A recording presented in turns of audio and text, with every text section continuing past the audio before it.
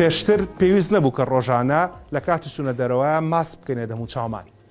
لەگەڵ سەرهەڵدانی ڤایرۆسی کۆرۆنای نوێ و پاش بڵاوبوونەوەی ڤایرۆسەکە لە ئاستی پەتای جیهانیدا ڕێکخراوی تەندروستی جیهانی داوای لە دانیشتوانی سەرگۆی زەوی کرد کە لە کاتی چوونە دەرەوەدا ماسک بپۆشن بۆ ڕێگەگرتن لە بڵاوبوونەوەی نەخۆشیەکە. هەتاوەکو ئێستا ژمارەکانەوەمان پێڵێن کە لەسەر تاسەری جیهاندا زیاتر لە 138 میلیۆن کەس لەجیشان کراون بە نەخۆشیەکە و بەداخەوە لەمانە 3 میلیۆنیان گیانە لە دەست داوە و لەم ژمارەش 4,000یان لە کوردستانی خۆمانان.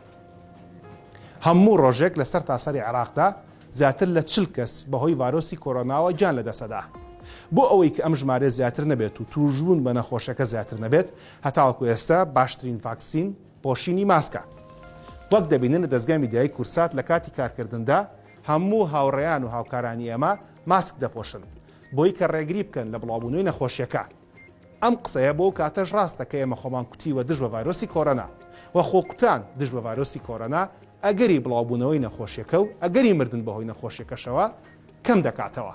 لەبەرەوە هەتاکۆ کاتێک کە ڤاکسین وەردەگرن ماسک پۆشن و لە پاش وەرگرتنی ڤاکسینەکەش پێویستە ئێمە ماسک پۆشین، دەستەکان مامشۆین و دووری کۆمەڵایەتی پارێزین.